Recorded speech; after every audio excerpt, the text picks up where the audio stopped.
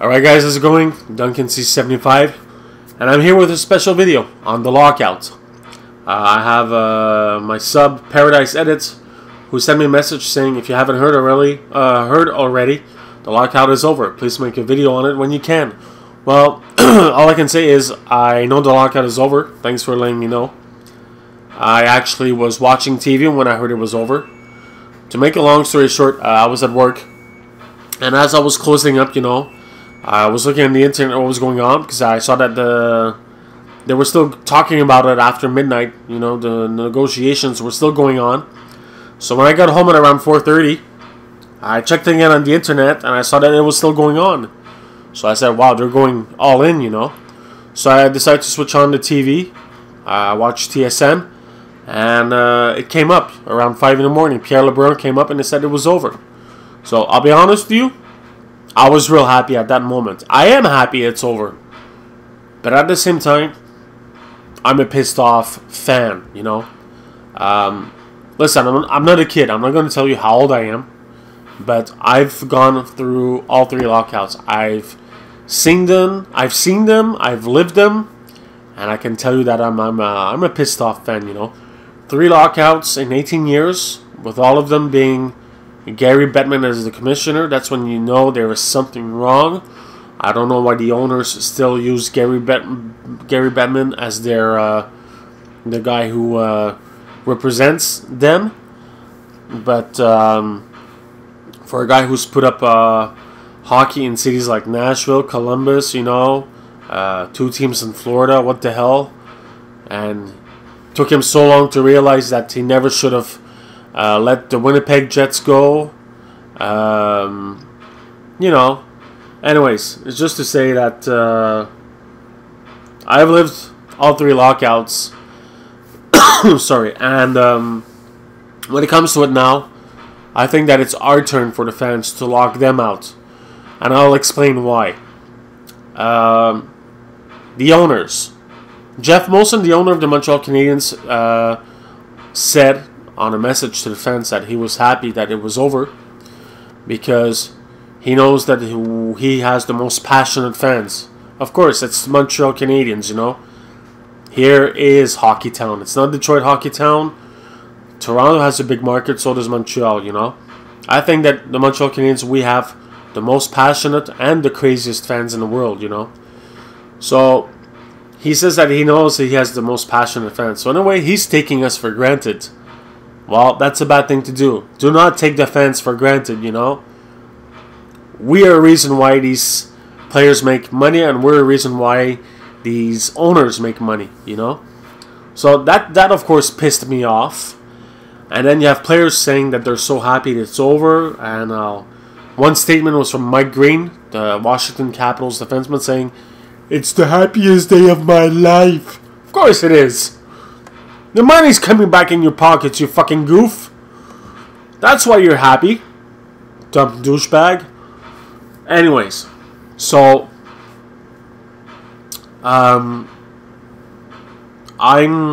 I think that it's our turn to teach them a lesson, Like I said again, I've been around for the 3 lockouts. I've lived them. I've seen them. Every time it's been torture, 94-95, 48 game schedule. 2004-2005, the only professional sports league to cancel a whole season. I mean, Major League Baseball canceled like a part of a season and they had no World Series, but the NHL, they canceled an entire season and there was no Stanley Cup winner for the second time in the NHL franchise history, So, anyways, it's like we have to be heard now. They have to learn the hard way.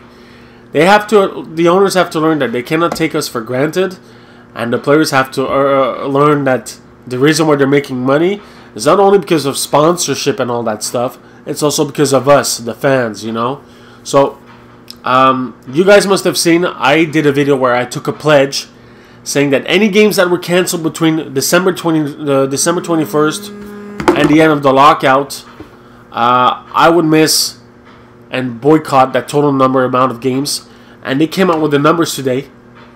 And it looks like I'm going to be missing the 10 first games of the season for the Montreal Canadiens. No watching it on TV, no going to the Bell Center, or buying any direct or indirect merchandise that is related to the National Hockey League.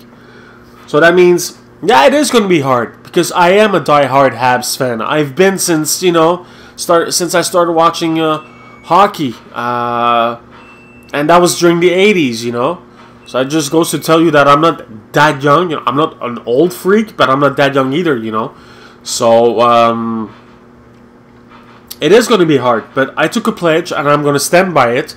And at the same time, it's going to be a lesson for the owners and for the players. And another thing is that when they had the lockout in 2004-2005, it destroyed hockey in a way. And why they really need a market is in the United States of America, because the population over there is 10 times bigger than in Canada. So as they were building their credibility and making the, getting the fans back, what did they just do now? They lost all of them again, and even more. And some of them are not going to come back. Hey, Batman, you destroyed hockey. Players, you're destroying hockey. Why? Because you had Donald Fear and Gary Bettman, two guys that had huge egos that, just didn't want to give in. So, thank God someone stepped in and solved all of this and made them realize that, you guys have to do something about it. Because, you're killing the sport. So now, they have a CBA is good for the next 10 years with an opt-out after 8 years. So, we don't have to worry about it. But the thing is, when it's going to be over after 8 to 10 years, are they going to have to go through that old same bullshit again? Well, I hope that by then Gary Bettman won't be the commissioner anymore, first of all. Second of all, I can guarantee you with what just happened that some American markets, some teams are either going to fold or move. And I think that teams that deserve to have cities that deserve to have a team right now in the NHL are Quebec City. Bring back those goddamn Quebec Nordiques so we can friggin' kick their asses again in Montreal. They deserve a hockey team. There's a viable market and there's a population over there. Hey, we are hockey crazy in Quebec, okay? Just like all of Canada is. So I think Quebec deserves a city. I think that Markham deserves a city. I think that Hamilton deserves a city. Those are all cities that are viable, that can survive. And another team that I think that could have one, and I think it could work, is Seattle, because Seattle is not that far away from Vancouver, and they do have some winters, and there's a hockey base down there. You could build a rivalry, not only between Vancouver and Calgary, but also Seattle. But the thing is, would the Oilers move to Seattle, or would one of those teams that are in financial trouble and that can survive move to Seattle? In any case, I think that Seattle deserves a team. And I think that Phoenix just should get the fuck out of here, Phoenix, that has been a joke. And that's another Bettman story that has been going on for years, So anyways, guys, in general, that's my opinion on the lockout. I'm glad it's over, honestly. But I took a pledge and I'm going to stand by it. Why? Because the owners and the players have to learn that they cannot take us for granted. They have to learn that the next time they have to do an agreement on a CBA, that it cannot last this long. And Jesus Christ, don't wait till the last minute to start doing something about it, If you have to take a 6-month lead to start working on it, it's like they didn't have to wait until, September or August to start working on it. They could have started working on it when the playoff Stanley Cup started last spring, So why wait till the last minute? Yeah.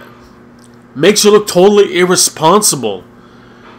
Anyways, so like I said, I took my pledge. I'm going to stand by it. And trust me, I will go see a Montreal Canadiens game this year. And I will go as a fan. And I'm going to bring some cardboard saying, I am going to voice my opinion. I'm going to try and get tickets right on the side of the side of the ice where the boards are, or wherever, anyways. And I'm going to put some huge cardboards, Players are spoiled rats. Owners take fans for granted. Screw you, the NHL. Anyways, I'm going to voice my opinion publicly on paper. You know these huge cardboards you see in a crowd sometimes that people have? I'm going to bring a few of those. And I dare security to try and take them away from me. Fuck. I pay for my ticket. I'm allowed to voice my opinion. Anyways, sorry about the noise in the back. That's my dryer. And yeah, you know what? Screw those players. There's a few I respect, but most of them are in just for the money today. I mean, we're so happy we can go play our sport that we love. Yeah, the sport that you love and then the money that it puts into your pockets. Yeah, you think I'm stupid? Hey, listen. You know, I know what it's all about. We all do. Anyways. So, guys, I don't know if I'm forgetting some points or anything, but I think I've basically said what I had to say. So, I'm glad that they have that thing where before the season starts, teams are going to be able to buy out 2 players. And I pretty much know, I think I know which ones in Montreal are going to be bought out. Our good old friend Scott Gomez, which his contract this year went down from 7.5 to 5.5. And our good old friend from Toronto, well actually he was in Boston when we got, no, Carolina when we got him, Thomas Caberlet. I think that those 2 guys in Montreal are going to buy them out. Although there might be a chance for Markov because he is injury prone. And he has a pretty big salary. Not as big as Caberlet's, but he still has a big salary and he's injury prone. But apparently he's playing right now. He played in, I think it's the KHL during the lockout. And I think he's good to go. But anyways, it's still scary. So those would be my 2 picks from Montreal, you know. Caberlet and Gomez. Gomez, you can stay in the ECHL in Alaska. You have, what, 29 points in 16 games? Why don't you just finish your career over there? You know, you're finished in the NHL. Overrated, overvalued. I don't know what Glenn Sader was thinking when he gave you that big fat contract when you were playing with the Rangers.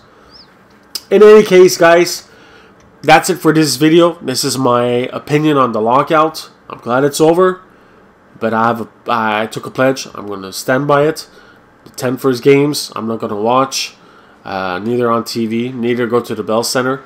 So I'm talking about maybe waiting another 3 more weeks before I actually start watching hockey on TV. Listen, if I was able to survive, what was it, 113 days of lockout? What is an extra 21? No big deal, you know? So, other things kept me busy. This kept me busy, YouTube, which I love doing. I like it a lot. Video games have been keeping me busy. Work has been keeping me busy. Other things I won't mention have been keeping me busy. So, yeah. It's not an extra 21 days that is going to hurt me. Alright, guys. So, this is Duncan C75 signing out, saying thanks for watching. Please subscribe, like, and comment. As it comes to the videos of doing the jerseys for the Western Conference, I'm going to wait till tomorrow because I've been pretty busy today going on Facebook, commenting on the stuff about the lockout, talking to friends about it and all that. And soon I have to start getting ready for work. So I will come back with the videos for the jerseys tomorrow for the Western Conference. I have also someone else that asked me to do a video to show my collection of NHL players. I will do that too. And I'll do a few videos tomorrow to catch up for what I didn't do today. But thank God, finally the lockout is over. I'm happy. And now I think that it's our turn, the fans, to lock them out so they learn a lesson, you know. So that's it, guys. I'm out of here. Have a nice day. Take care. And I'll catch you guys tomorrow. Okay? Bye.